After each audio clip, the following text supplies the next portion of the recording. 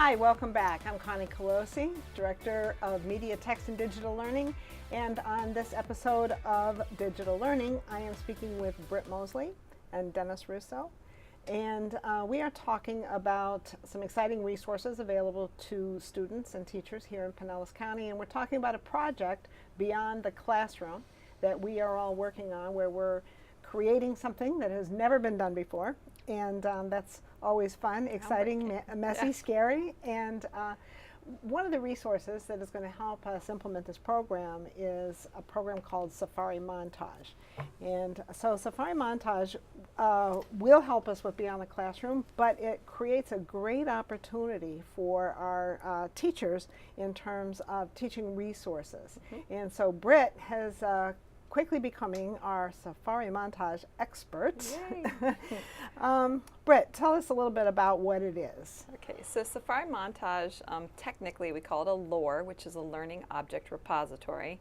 And to put that in layman's terms, it's basically a server and a file system, some computer software that creates a file system where teachers can place objects into the LOR, or they can search objects that are already there. So when we purchased Safari Montage, we also bought some of the basic content, which provides teachers access to many texts, photos, images, and videos that help for teaching standards that they may be addressing in their classrooms.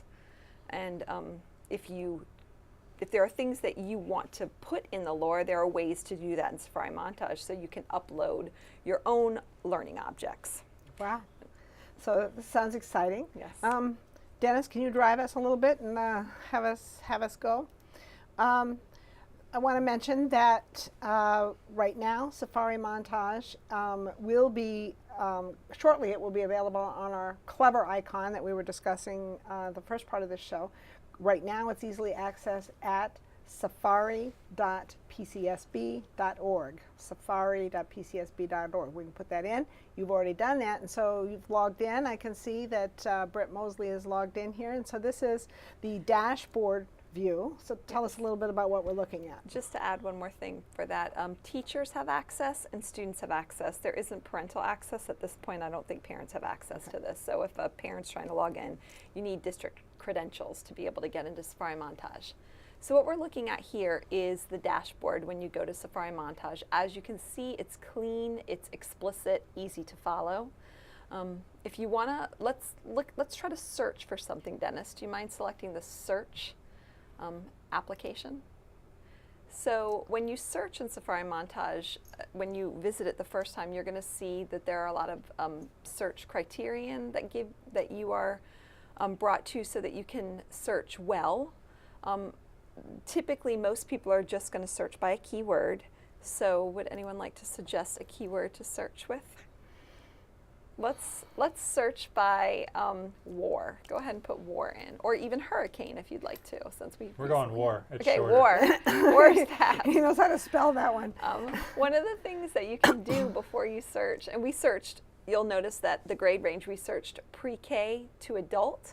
If you were a fifth grade teacher and you wanted to try to find materials that were specifically earmarked for fifth grade, then you can delimit your grade level.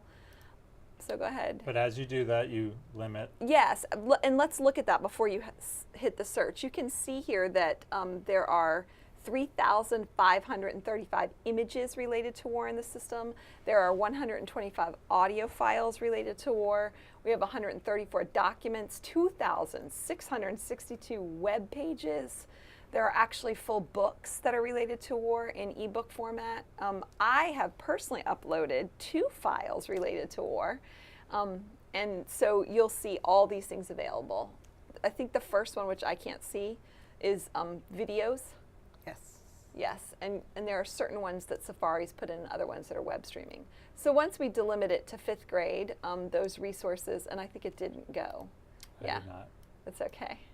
When we delimit it to 5th grade, the resources will become fewer, but they'll also become more specialized for students in 5th grade. So we can see that the first resource is a trying to see what it is. It It's a looks like it's video. a It's a video. video. Good. It's a video, and it's going to let you know the runtime.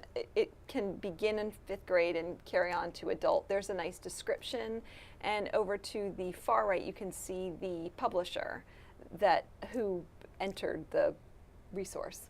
So while we're talking a little bit about publishers, Dennis, as you can see up in that right-hand corner, there's a drop-down menu, Yes. and right now it's on all publishers. But when you pull that down, you can see a very, very long list of publishers Yes. that we have content. Now, a few of these are publishers that our district has worked with previously, and one of those would be Learn 360. And a lot of teachers use Learn 360 videos, but we have the opportunity here. We have loaded up all of the content that we pay for through Learn 360, and so now a teacher doesn't have to search here and there. Yes. It is all together. We're working on that connection with BrainPop, by the way, Oh, nice.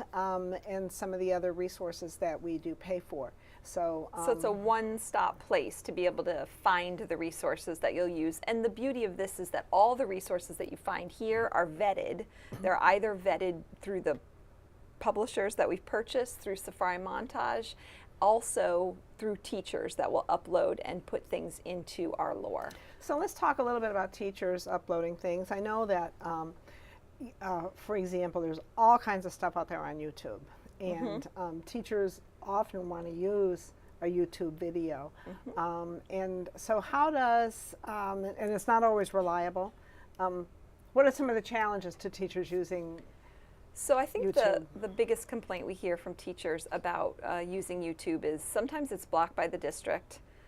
Oftentimes there are ads that are embedded in the video, and other videos associated with that particular video that you may want to use in your classroom are not always class appropriate.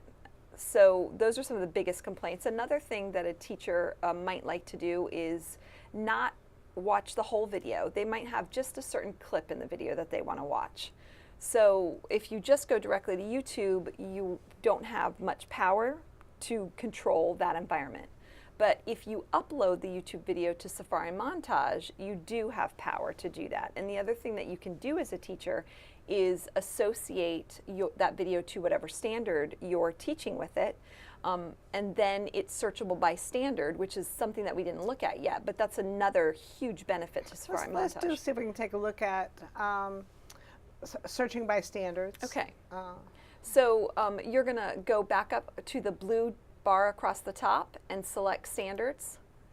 And in a standard search, you'll drop down the document type from all documents and go ahead and select Florida standards.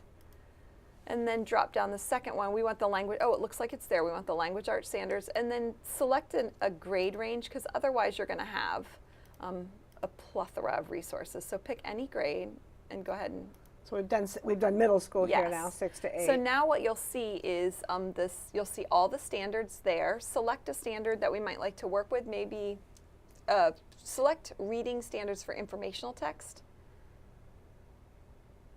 There you go.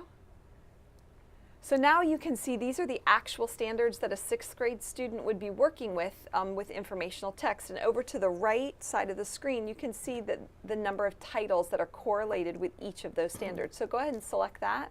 And now what you get are only resources, and it's a variety. You can see there's a document, there's 24 web pages, there are all kinds of things, and all of these will be related to that particular standard. So if you're a teacher that's just having difficulty finding material to enhance standards-based education for a particular standard in your classroom, then go to Safari Montage, search by standard, and you should find texts, videos, audio clips, images that will be associated with that standard. So this is a big platform, an exciting platform. Yes. We have some tutorials to help people get started. Absolutely. Let's take a look at where we'll find those. Okay, We're so back- you want to go back to your dashboard, and the dashboard is the main place to go whenever you get lost in Safari Montage. So in order to do the tutorials, you want to go to Using Safari Montage, Select that, and then you're going to see right there Safari Montage Basics. This Okay. is and this will Let's take you click on through the basics of Safari Montage.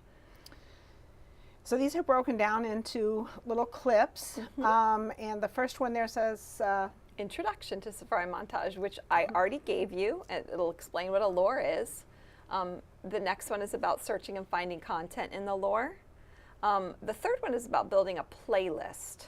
And a playlist is like a digital lesson.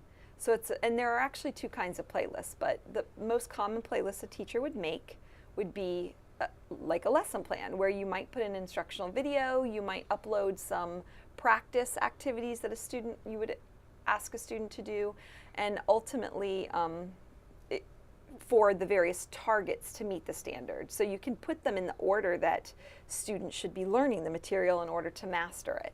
so how would a student or access a playlist, or a teacher? Yes, well, there are a few different ways.